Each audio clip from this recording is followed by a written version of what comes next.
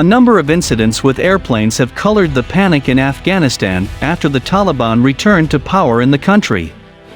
Apart from involving the U.S. military cargo plane, C-17, at Kabul airport whose pictures and videos have gone viral on social media, news of another incident came from Uzbekistan.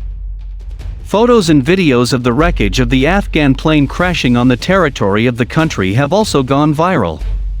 The Russian news agency RIA Novosti, citing a statement from the Ministry of Defense of Uzbekistan, said the plane was shot down.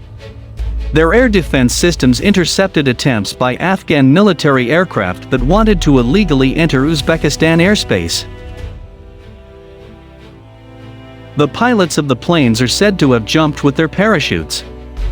This statement is corroborated by a report from Termez, which said that local doctors were treating two people dressed in Afghan military clothes.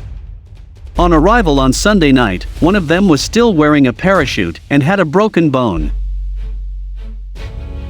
Apart from that, the Uzbekistan Prosecutor's office also revealed that as many as 158 civilians and other members of the Afghan military had crossed by land, across the Amu Darya River, into the country's territory.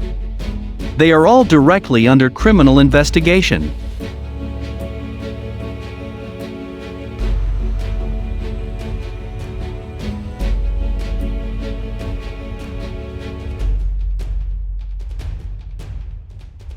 Countries in Central Asia are now watching with preparedness as the Taliban return to power in Kabul. The three former Soviet Union countries that directly border Afghanistan in this region are Uzbekistan, Tajikistan, and Turkmenistan.